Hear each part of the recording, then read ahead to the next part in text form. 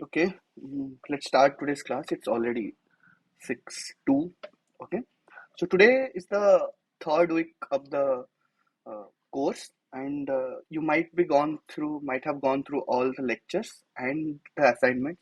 Have you solved the assignment 1 and 2? Because the deadline was 10th, I guess. So I will be discussing few of the questions which are related to assignment 3, but not exactly the assignment 3 questions. So I will be discussing few of the concepts regarding that. Okay. So the first problem for today's class is a LTI system is governed by the equation given here. We need to find the dominant pole. We need to find the coefficients and the steady state response. Okay. It's a pretty straightforward question. Okay. Let me ask the question. We need to find the dominant pole of what? The dominant, like the input. If the input, if it's the in of input or system or output.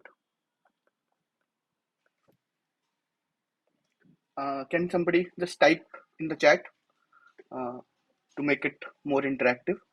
Uh, for the dominant pole, the question is asking for the dominant pole of what? Actually, the question is a bit unclear, so I beg my pardon, but I want you to answer. Uh, what dominant pole of what? Input or the system or the output?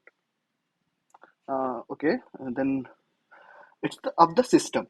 Okay, in this control system lectures, we'll be interact like in if this is a block diagram.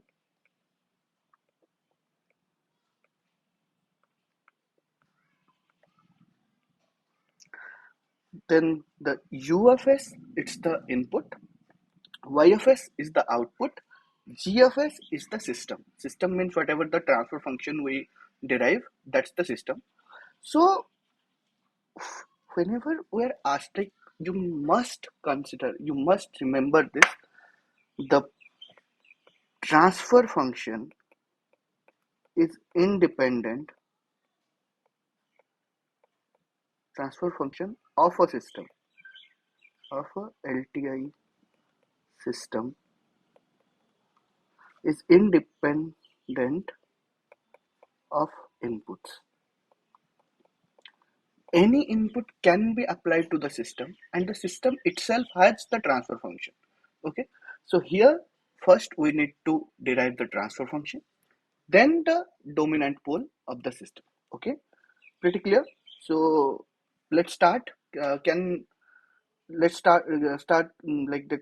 Take the Laplace transform of the given equation. So it's simple: s square y of s plus 12s y of s plus 20 y of s is equal to u dot is there.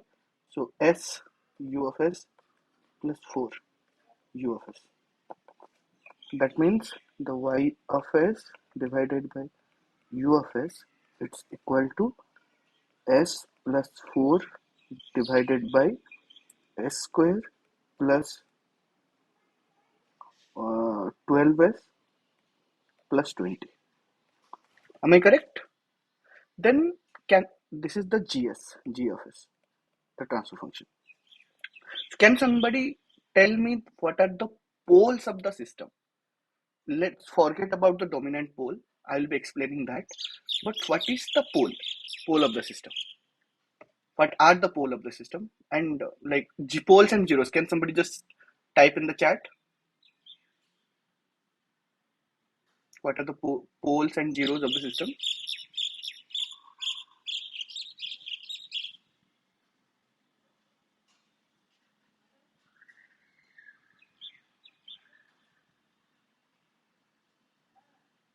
Mm, okay, then okay. So nobody is okay. Yeah, thank you, Vidyadhar. Mhm. Uh, so the poles are poles are -2 and -10. Okay, so as let's then let's go to the what is the dominant pole. What do we mean by the dominant pole? So let's try to visualize this. I'll be opening the Desmos. Okay, so this is a, let's draw a simple y to the power kx, y to the power x for k, and let's vary the k. Okay, when it's at 0, okay, we know e to the power 0 is 1, so the graph is at 1. Here you can see, uh, okay, graph is at 1. Then if we give some positive value, we can see the graph is blowing away. That means the system is unstable. Okay, because as the time progresses, take this x as t in our case, as time progresses, the value of y blows away. When it becomes negative, we can see it converges to 0. Okay, what happens when this is at, we have the poles at -2 and -10, right? So let's draw another plot which is at, okay, this the green plot is at x is equal to -10. Naman, okay, you can get the recording. It's in my YouTube channel. I'll provide the YouTube link, and it's also in the NPTEL, the Swayam website. There you can see the problem solving sessions. There you can find the lectures. Okay, so look, now the green curve corresponds to e to the power -10t or 10x, and the red curve is uh, e to the power -2x. So when our system has both poles at, excuse me, both poles are at -2 and -10, that means both of them are combined in the system. So let's try to add them. This is the third, the black curve. The black curve. What the black curve is? The black curve is the addition of e to the power -2x and e to the power -10x. Just try to look. Okay, the green curve is settled. It's converging to 0 at very fast rate. Like it's almost before 1 also, before 0.5, it's converged to 0. But the red curve, the black curve's property is dictated by the red curve. Look at the red curve and the black curves are kind of behaving like the same, and they are converging 0 simultaneously. Can we say the pole at -2 is the dominant because the system behaves like the pole at -2? Is it clear why the dominant pole and how the dominant poles behave? Or should I explain it again? Because it's a very important concept and you need to visualize it. In the books, you will be knowing like whatever the poles are closer to imaginary axis, they are the dominant pole. But you need to visualize why. Okay? Is it clear? Vidyata says yes. Thank you. Anybody else can confirm whether they have understood or not? Otherwise, I can explain it again because this is a very important concept. And if you don't have any other query, okay, Agam says, please repeat. Okay. So let's go to the question again. So the system, the transfer function has poles at -2 and -10. Okay. So we can say the system can behave like e to the power -2t and e to the power -10t. These are the two poles, and the two poles will behave in time domain, like from S domain to time domain, they will be behaving like this. Now, when we plot them, okay, let's first plot e to the power -2, e, e to the power -2x. This is the plot. It comes from infinity and converges to 0 at around 2. Okay. Now let's plot e to the power -10x. this converges at a faster rate because the negative value is more. That means that from the imaginary axis, it's far, like from 0, minus 10 is little farther than minus 2.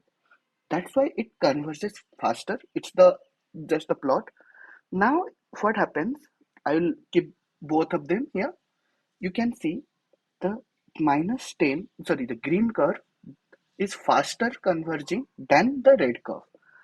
When I combine both of them, the black curve is the combination, is the summation of minus like the e to the power minus 2t plus e to the power minus 10t. You can see the black curve when 0, like t is equal to greater than 0, which is our for causal systems. You can see the black curve property is exactly like the red curve property. Like the black curve's behavior is exactly like the red curve's behavior. You can see that the green curves converges very fast, but the black and red converge very slowly. That's why we can say the system behaves more like the red curve than the green curve. That's why it's called the minus 2 is called the dominant pole. Am I clear now, Agam? Okay, thank you. So I'll proceed. Okay. Now, what is the dominant pole? We can say minus 2. S is equal to minus 2 is the dominant pole. But mind it, in books, generally the definition is like if this is the axis, whatever the closer to the origin of the imaginary axis, they are called the dominant pole. But it's not the case for every, like in general, because the condition should be the nearest pole and the farthest pole need to be at least 4 to 5 times. Like here, minus 2 is one pole and minus 10 is another pole. That's why you can see the distance is like the minus 2 into 5. It's 5 times farther. When we plot, now just imagine, I will make it minus 3. Okay. Now you can see the black curve is no more coincide with the red curve because minus 3, the green curve had some property also. So from the book, don't mug up the definition, like which is the nearest to the imaginary axis. Definitely minus 2 and minus 3, minus 2 is nearest to the imaginary axis, but minus 2 and minus 3, they are closer to each other, they are not so far away. That's why the black curve is the summation of both of them. Now if I make the minus 2 curve zero point 0.5, minus 0.5, okay. Now you can see the black curve and red curve are coinciding again because the distance between them has increased. Like now the farther pole is 4 times, 6 times than the original pole. That's why don't mug up the book definition. Try to understand, try to visualize. Am I clear now?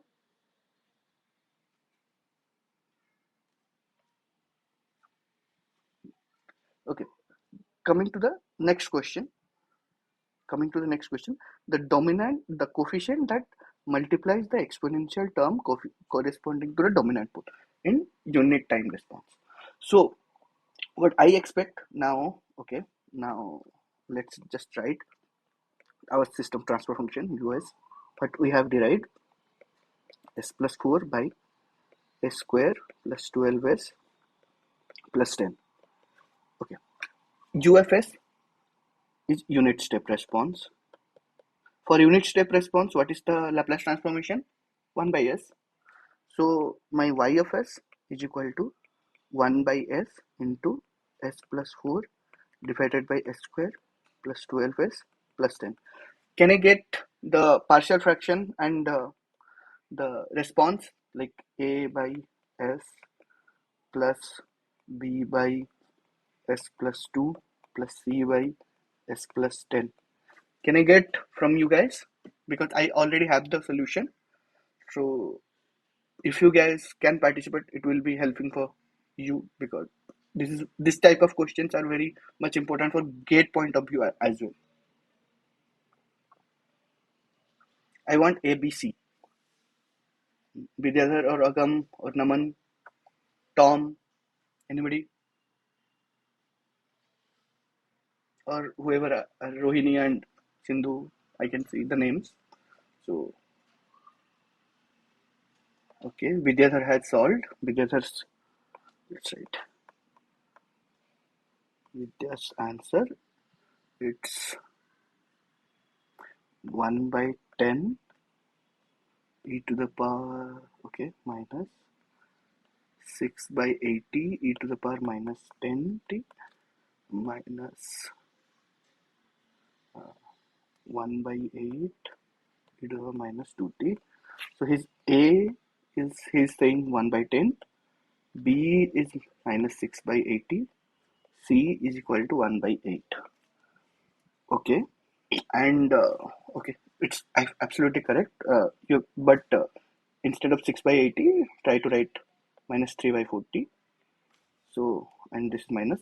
So, whatever will be the other is answer, it's correct, absolutely. So, I can write it as, uh, and yes, sorry, with the other, you need to check, it's not minus 1 by 10, sorry, 1 by 10, it's 1 by 5. According to my answer, I need to check whatever, you guys just check it, minus 1 by 8 s plus 2 minus 3 by 40 s plus 10. So the y of t is equal to 1 by 5. Okay, it's 1 by 5. Okay, thank you. Thank you for confirmation. Y of t is equal to minus 1 by 8 e to the power minus 2t minus 3 by 40 e to the power minus 10t. And try to plot this curve in Desmos. It's a very useful graphing tool. Desmos. It has its web browser and app also. Try to plot this and check using different values of e to the power minus alpha minus 10t, and you will love it. I can guarantee you can get the feel of control system. Okay, so try to plot this. So what our question was, coefficient that multiplies the exponential term. So the coefficient is 1 minus 1 by 8. Okay, so the answer will be minus 1 by 8. Okay, now the C part is, what is the steady state value of its input response. For steady state value, in the last class, if somebody has attended, I have said for a tick, whenever you see a steady state value, not the response, time response, steady state value, you can directly apply the final value theorem. Does anybody recall that final value theorem? What do? We simply do the for final value theorem.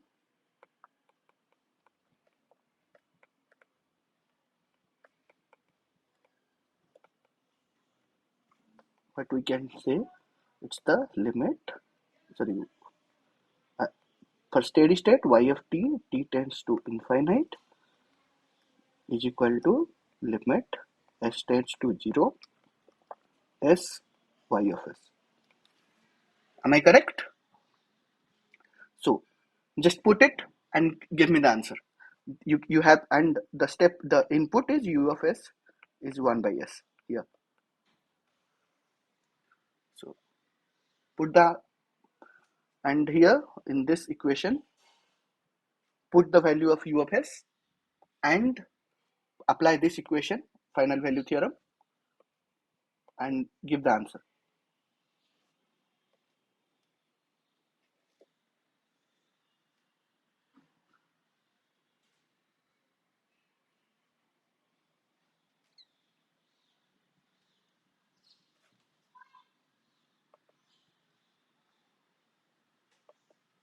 Okay. Vidyadhar says it's, Sindhu says it's 4 by 10, and Okay, my pardon. I'm sorry. I have written it wrong. It's 4 by 20 because the equation here is 20. So you are correct. It's 4 by 20. It was my mistake. It's 4 by 20 or 1 by 5. Okay. Also, from the y of t, can you get that? If I put t tends to infinite in this equation, we should get the same answer. Are we getting the same answer here? Y of t tends to infinite, it's 1 by 5 minus e to the power minus infinity is 0, and this is also 0. So we are getting the same answer. So our answer is correct. We can get it from the final value theorem and the time response as well. If the question asks only final value theorem, don't go for the y of t approach. Just put the final value theorem. Okay, the first question is done. Everybody is clear? Okay, okay. Let me cover this today's class, like whatever the problem statements I have defined. Later, I will be explaining the final value theorem. Or you can also go through the last lecture if time doesn't permit today. You can go through the last lecture, like from the YouTube channel. There, I have explained the final value theorem. Okay. Next, go to the second question. Okay. Uh, in this question, the LTI system is given as this y dash of t plus 2y of t is equal to u into t minus 0.2. There is a very interesting term here. I'll be explaining that. And another is find the approximate transfer function using first order Pade approximation. Okay. So when can you see this kind of system? In general, in books also, and in many GATE questions also, you don't find this type of term because this is more of a practical term. I will take some example. Suppose this is your system GFS, and you are giving some input and you are getting some output. Okay, but what is the guarantee? As soon as you give the input will be going into the system. There is always some time delay. Like you might not be knowing it, but there is always, like, even if when you switch on your fan switch, like turn on your fan switch, there is a delay. The delay might be of milliseconds or microseconds, which is not realizable easily, but there is a time delay. No system is perfect system. Like the instant you give the input, it will be going into the system. That's why there is a delay, that the input is being applied, and after 0.2 seconds the system is fetched by the system. The input is fetched by the system. Now the question is clear to everybody why this kind of expressions are coming. It's a more of a practical system. Okay, so but let's analyze. Okay, let's analyze the system. So what happens is, let's take the Laplace transform. I haven't taught you the Laplace transform of this kind of expressions. So I'll teach that first. If you have the f of t, the Laplace transform is f of s. F of t minus a has the Laplace transform f of s e to the power minus as. Okay, it's very simple. You can derive it from the Laplace transform derivation. Okay, or you can just remember this. So let's try to like get the Laplace transform of this expression. S y of s plus 2y of s is equal to us e to the power minus 0.2s. Then I can write y of s by u of s, which is equal to g of s, the system transfer function, e to the power minus 0.2s divided by s plus 2. Okay. Initially, you used to have some polynomials. The polynomials in the rational polynomials in the numerator, but now you are getting this kind of expression. This is not a rational polynomial. Hmm. So that's why we need to approximate. There are two kinds of approximation.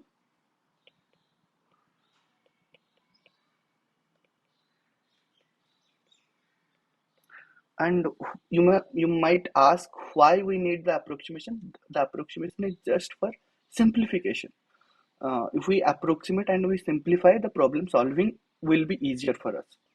Okay, one is Taylor series. You might be knowing the Taylor series approximation, and another is Pardee approximation. May I know how many of you know the Taylor series approximation? Like the Taylor series, the definition of Taylor series. You might be knowing it from your first year mathematics course during your BTech, but how many of you remember that? The, if you say yes, then I'll assume you know this. The Taylor series approximation. Okay. Sindhu says she remembers. And what about the rest? Okay. Vijay says he doesn't remember. Okay. Then I'll brief about the uh, Taylor series.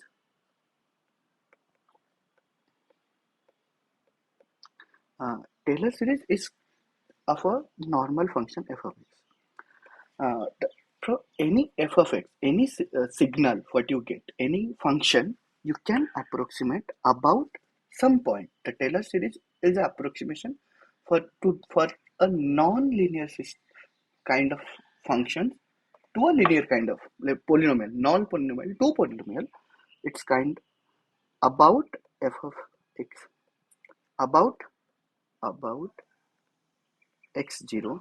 It's f of x0 plus dou f of x uh, f of x by dou x at x0 into x minus x0 plus dou f of dou square f by dou x square into x minus x0 whole square by 2 factorial plus higher order terms. Okay, this is the approximation. You can do the third order approximation also, but in general we restrict ourselves to first order or till the second order approximation.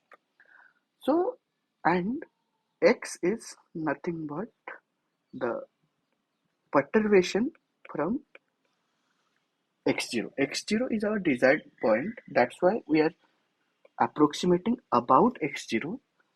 And this, let's not go into the perturbation theory. That's a different domain. Okay. So when we apply the our system, the e to the power, when our f of theta is equal to e to the power minus 0.2 theta, sorry, f of s is as this kind of system, we can approximate using the Taylor series approximation or the Pardee approximation. But the negative point of the Taylor series approximation is the approximation needs to be very close to the actual value. Like the here we are approximating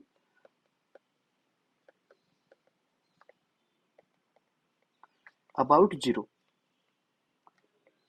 so that we will be getting e to the power 0, which is 1. Okay, but here it's 0.2, which is not so close to 0. That's why we should go to the Pardee approximation. But I will give the hint.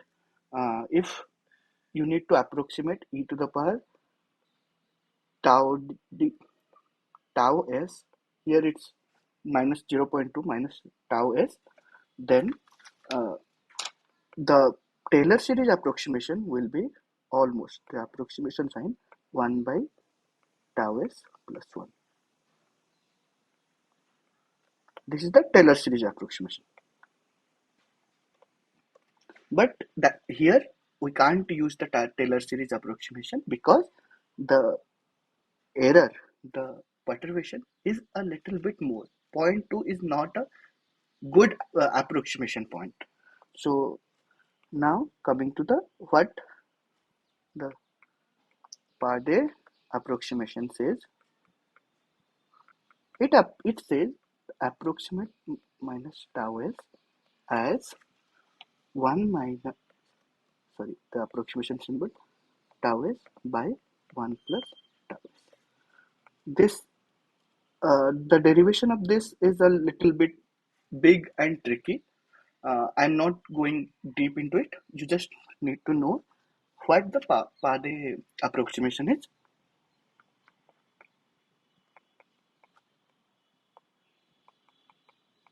Okay, you must note this down so that whenever the question comes, both the expressions, you should note this down also.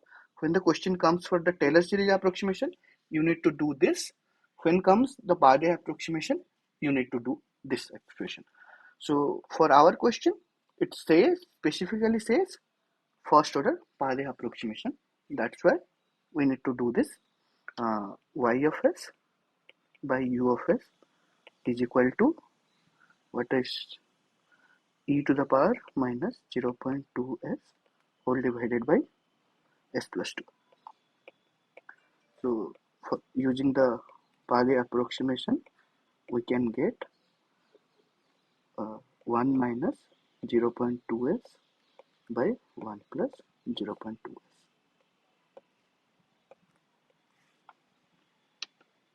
Okay, so this is the final value we'll be getting, the uh, transfer function. It's very simple, but I just meant like wanted to put this question in this slides because I wanted to explain why this term u of minus, like this kind of term comes u t minus 0.2 because of the input delay, and what is the Taylor series approximation and Pade approximation. Am I clear this question? You can solve these kinds of questions.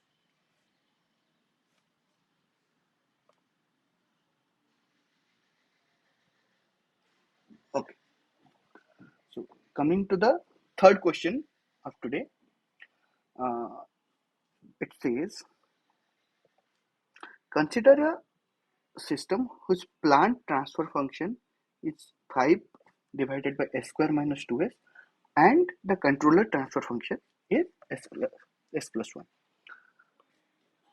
In a general control structure, I'll be drawing the block diagram. We are giving u of s, and here the plant is there. Here there is a controller C of s. There is a controller block to which we give the input, and the output of the controller block is the actual input to the system. The more concepts regarding the control input and the controller, you will be knowing more about this in the controller design section. It will be around week 8, I guess, week 7 or 8, and there everything will be more clear. For now, you know, we are giving the input. This is the plant, and we are from the plant we are getting the output y of s. But before the plant and the input, we are putting a controller block which will somewhat modify the input and give, like, you can take it as the controller as a filter. So most of the people of you now be using some kind of Instagram or some social media. When you capture a photo, you don't directly put it in the in your social media handle, because you want it to modify it a little bit to make it more clear or more trendy, that kind of thing. So just like that, you don't directly apply the control input.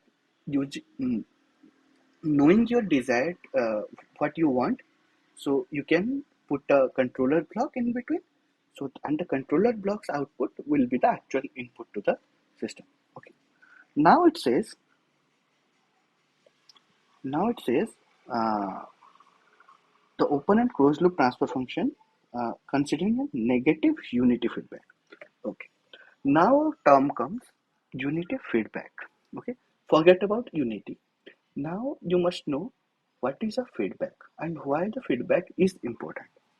Why the feedback is important, you will be knowing in the next week, or might be in this week sir has taught. So when what it says, I will be getting the feedback from the output, whatever output I am getting, and I'll putting here. Okay. So let I will give you a simple example. Okay, so that why feedback is important, you will be knowing. Just imagine you guys are engineer and you might be participating some line follow robotics competition or something. So just imagine there is a path like this. Okay, you need to follow this. Here is your simple vehicle of four wheel vehicle. Pardon me for my pathetic drawing, but your this robot needs to follow this, and here is the goal location. Okay, here is the goal location. Okay, just imagine. Uh,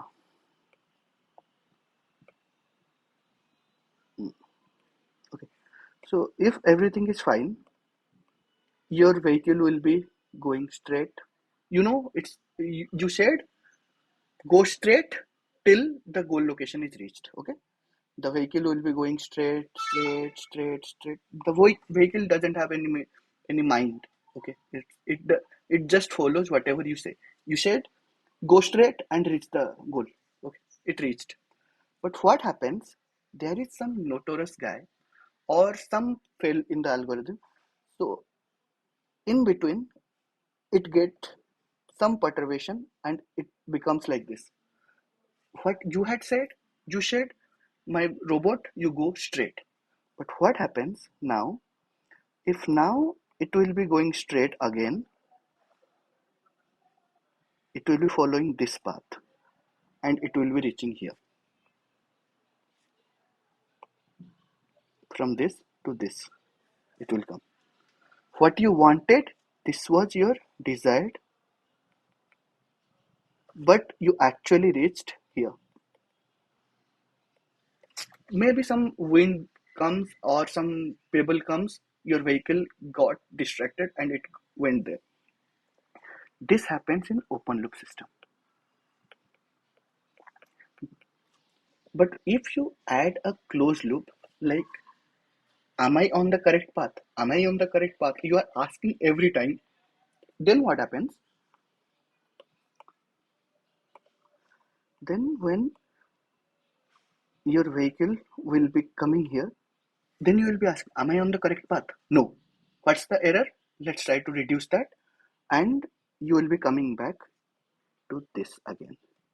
And then your vehicle will be coming back like this, and coming to the final position. This is why feedback is important. Open loop systems can solve the problem if there is no disturbance at all. When there was no disturbance, you said go straight, the vehicle went straight and reached the final location. But whenever there is disturbance, you will be deviated. And in a practical scenario, there is impossible that you can assume your system is not getting some disturbance. You will be getting disturbance. That's why the closed loop system are important. Am I clear why the closed loop system are important? Hmm. Can I get some responses? Okay. Okay. Thank you, Vidyadhar. Thank you, Sindhu. Okay. So this is the typical feedback structure. So what it says, uh, let's try the open loop. Now, just imagine this is your robot. Okay, the plant is your robot, and this is your command. You said go straight, the robot went straight. This is called open loop system. You don't get if the robot is going on the correct path or not. Now what I do, I add another system here which will tell me, I will subtract from the output, then it is called a closed loop system, and I will denote it as EFS this at this point. Okay, so I'll draw a better diagram for better understanding.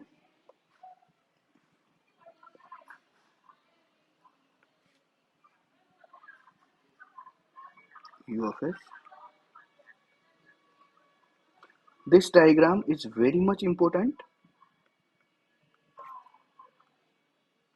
You might be saying, but you are saying everything is, this is very much important, this is very much important.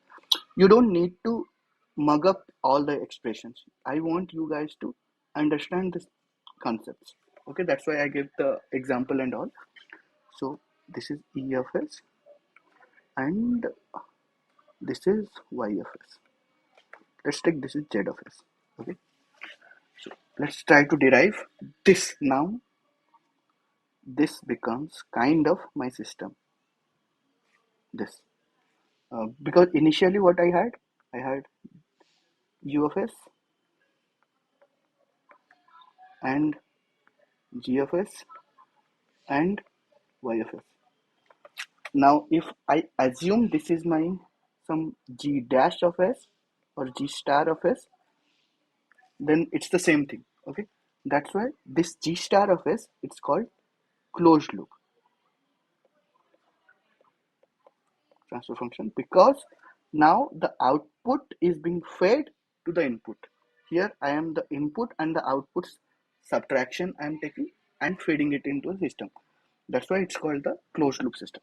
So let's try to and you can derive it. The closed loop transfer function G star of S, it will be C of S, G of S whole divided by 1 plus C of S, G of S, H of S. I wanted to derive the system, but it's already 6:45. You can derive it if time permits. After discussing all the questions, I'll be deriving this. But this is a very important expression and very easy to derive as well. Okay. So now coming back to the question. In the question, the CFS is given as CFS. This is the CFS S plus 1, S plus 1. GFS is equal to 5 by S square minus 2S, and HFS is equal to 1 because it says negative unity feedback. Okay, that's why I have put this negative sign here, and the HFS, this is becoming 1. So then the G star of S is equal to S plus 1 into 5 whole divided by 1 plus, sorry, S plus 1 into 5 divided by S square minus 2S whole divided by 1 plus S plus 1 into same 5 by S square minus 2S into 1. Okay, can somebody just rearrange the and give me the final expression in the chat so that I will be knowing you guys are following up?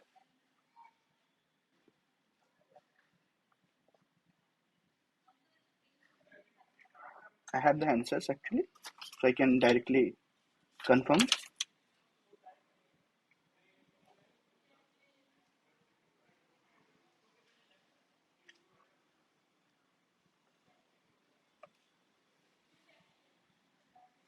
Okay, Vidyadhar says it's 5S plus 5 divided by S square plus 3S plus 5. Very good, it's absolutely correct. Okay, This is G star of S. Okay. Then what are the question? Question says the open loop and closed loop transfer functions we decided, and comment on the closed loop stability. If anybody remembers from the last class, I have explained for the condition for the stability, all the closed loop poles or all the poles of the system needs to be on the left hand side of the S plane. If you remember, so can somebody just tell me what are the closed loop? This is the closed loop transfer function. What are the poles of the system? Quick, very simple. Just the denominator is equal to 0 and get the two values of S. And I would expect answers from other guys also. Sindhu and Agam, maybe Tom. The other is only giving the answers. What are the S? S1 and S2.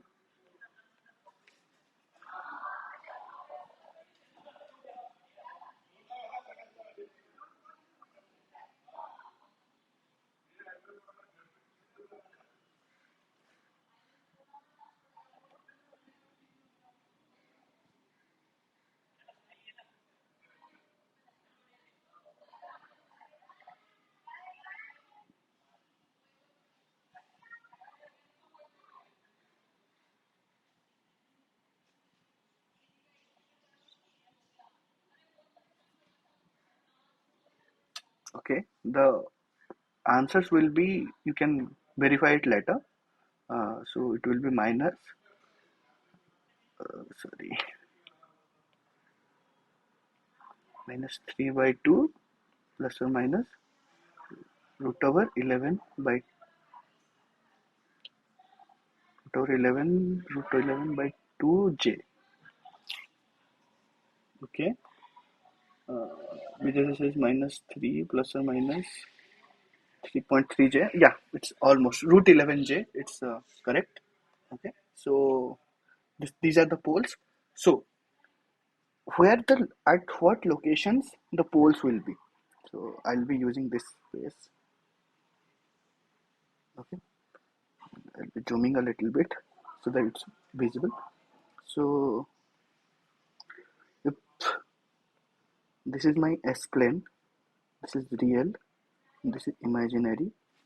The poles, whatever the minus 3 by 2 plus or minus root 11 by 2j, they will lie here. So if this is minus 3 by 2 and this is root 11 by 2 and this is minus root 11 by 2, then the poles will be lying here, which is on the left hand side. This is on the left, using some other color maybe. Okay. This is on the left hand side. That's why it's stable. If it had been on the right hand side, on this side maybe, uh, this side, then it would have been unstable. Okay, this simple question. Is it clear, this question, why the closed loop systems are required, and how you can get the uh, stability and closed loop system? This expression you need to kind of remember. You can derive it as well, so I will be deriving if time permits. Am I clear? Should I go to the last question of the day? Okay. This is the fourth and last problem of the day. Okay. This is a very fairly straightforward and simple question what I have chosen. Okay, and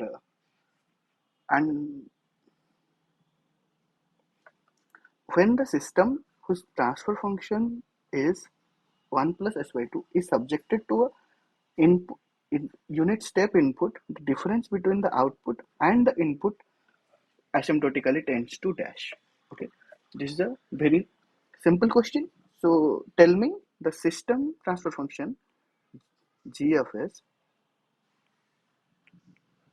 is 1 by s plus 2 and the input u of s is equal to step input 1 by s. Okay, then y of s divided by u of s is equal to g of s, simply 1 by s plus 2. That means y of s is equal to 1 by s into 1 by s plus 2. So quickly, what is the y of t inverse Laplace transform? If somebody can quickly tell, it's very simple. That's why it shouldn't take more than 30-40 seconds maybe. You guys need to increase your calculation speed as well for GATE exam and competitive exams as well for them.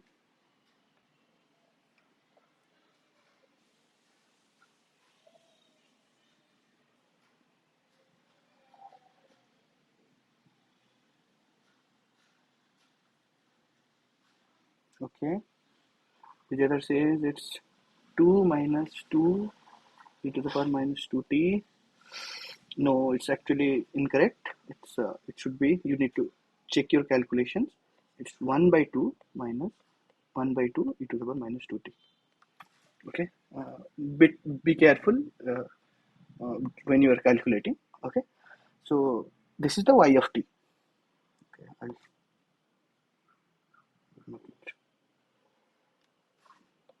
and what is the u of t? The u of t is equal to simply 1 for all t.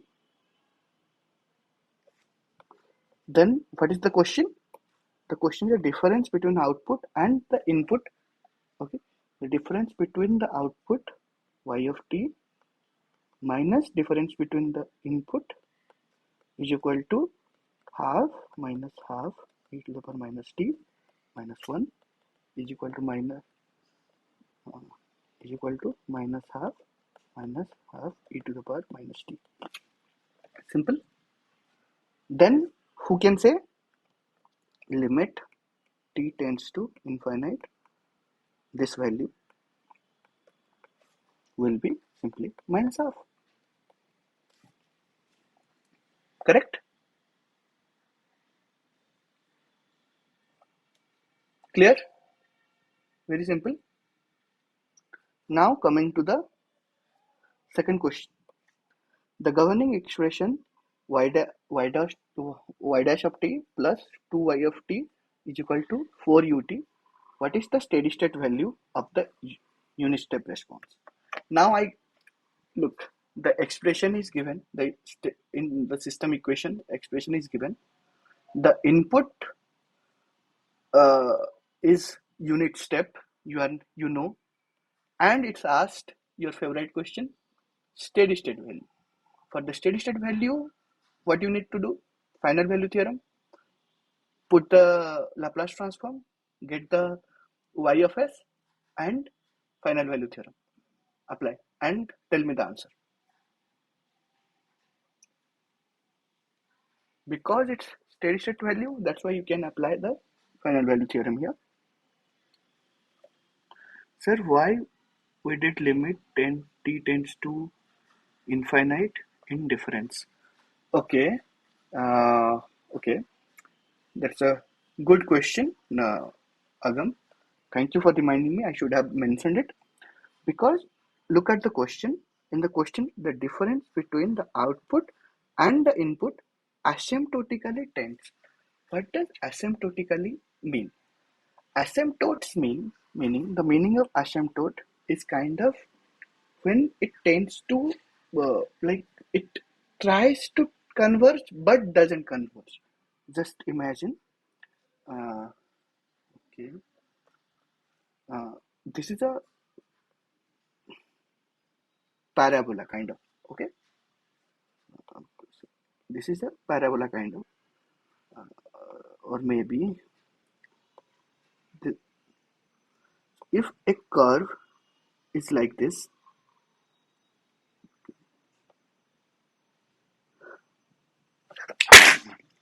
excuse me, okay, it tries to converge at t is equal to infinite. It at t is equal to infinite, the green curve will be converging to the red curve, but it is almost there, and it gradually increasing and trying to converge to the red curve, the x is equal to, sorry, y is equal to 0 line. For example, you can take e to the power minus t. I'll show you the plot. Okay, that's a good observation, Agam. Thank you. Okay, when y is equal to e to the power kx. Okay, y is equal to e to the power kx. When k is equal to 0, it's simply e to the power 0, which is 1. Okay? That's why the red curve is 1. Now imagine when it becomes negative, maybe negative zero point 0.5. Look at the curve. Can you say after 7 it got converged? When you zoom, you can see there is still it doesn't have, it hasn't converged. Come to maybe 50, 30, 36. Okay, it shows it is almost converged, but there is a little gap. We can say this curve e to the power minus 0.5 t or e to the power minus 0.5 x converges to the line y is equal to this x-axis at infinite. T is equal to infinite. It actually reaches that value. That's why it's called asymptote.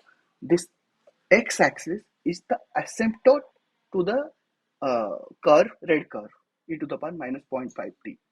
So that's why we can say the red curve asymptotically converges to the uh, the x-axis at t is equal to infinite. Asymptotically means gradually, exponentially it converges. That's why I have taken when it's the term is asymptotically tends to dash. Asymptotically means when the time goes like a steady state and t is equal to infinite. That's why. Am I clear, Agam? Okay, thank you. So, has anybody attempted this question? YFS, fairly straightforward question. Okay, Vidyadhar says it's 2, which is actually correct answer. So we can say, okay, I'll write the expression y dot of t plus 2y of t is equal to 4u of t. This is the expression that implies s y of s plus 2y of s is equal to 4u of s. It implies y of s divided by u of s is equal to 4 by s plus 2, and u y of s is equal to u of s into 4 by s plus 2. That means using final value theorem, we can get, pardon me, mm, y of t, t tends to infinite is equal to limit s tends to 0, s into u of s is 1 by s, 4 by s plus 2, which is nothing but 2. 4 by 2 is equal to 2. So I guess you understand this problem. And Agam, as today the time is over, I request you to go through the second week uh, discussion. Just a second, I will be posting the link to that as well. Mm,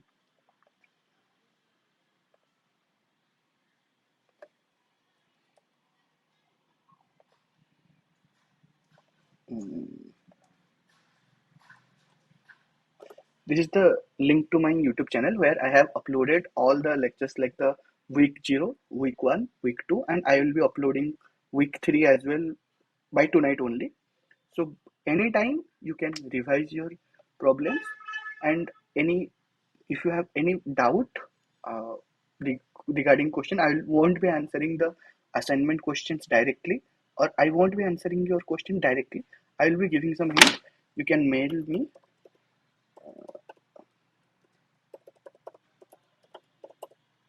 This is my mail ID. Okay, so you can reach out to me. I hope you have understood the lecture today and you have got some insight to control system and know something else than you regularly understand from books. That's the purpose. That's what I try. So, any doubt anybody has? Then I will be explaining a bit, or you can leave now. Anybody has some doubt?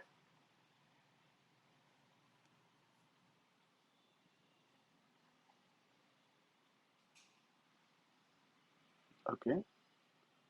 Okay. Then, okay. Sindhu is how to find the dominant pole in case of near points.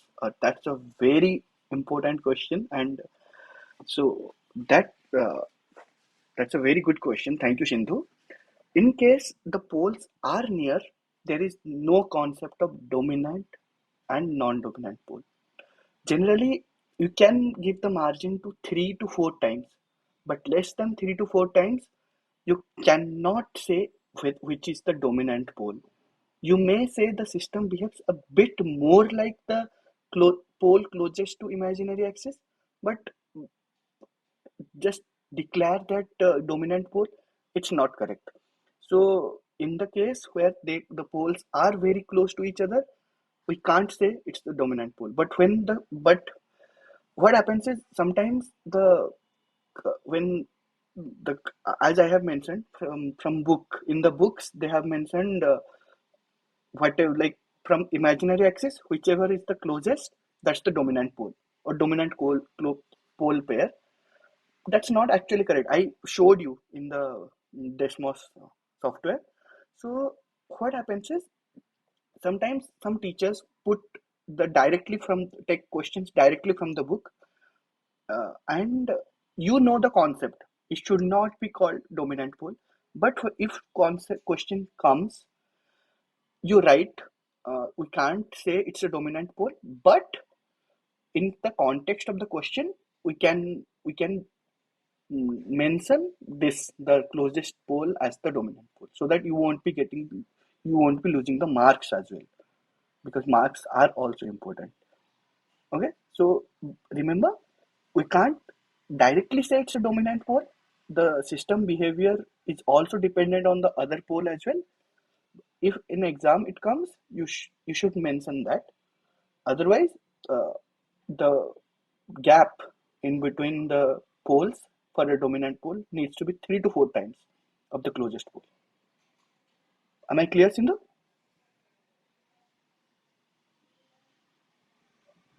Uh, Thank you. And I suggest you guys to go through the Desmos also and play with graphs. That's a very good tool. I don't know who has developed that, and if I meet someday, I'll thank him or her. Okay, then if anybody doesn't have any more doubts, I'll close the session. Happy Independence Day and have a great week ahead. Thank you.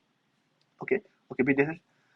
Sir, how do we determine the pole should have 4 to 5 units apart?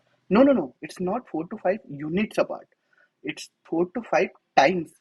Like the nearest pole, if it is at zero point 0.5 minus zero point 0.5, then the non-dominant pole should be around 3 minus 3.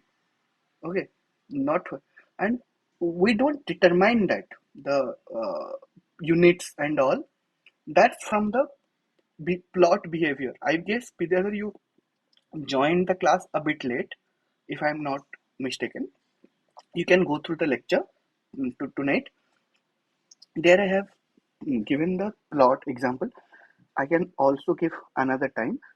You can see the y is equal to kx for k is equal to minus zero point 0.5. The plot is like this. When the y is equal to ax minus 3, the distance is only 0.25, not 4 or 5, but it's 6 times. When I combine both, the black curve, look at the black curve, it's mimicking the red curve. It's coinciding with the red curve, and that's why the black curve is the system. It's the combination of both the poles. It's more like the red curve is more dominant in the system. That's why we call it dominant. Now look at it. When I make it minus 1.5 or minus 2, okay? Now look at it. Can we say the black curve is mimicking the red curve or green curve? No, it's the combination of both. That's why we can't say minus 2 is the dominant pole. Definitely, in the system, it has the upper edge. The system behaves a little bit more like red than green, but it's not a dominant pole. Am I clear, Vidyadhar? Otherwise, you can watch the lecture later also. Okay, understood. Sure. If no more doubts, I'll close the session. Thank you, everyone.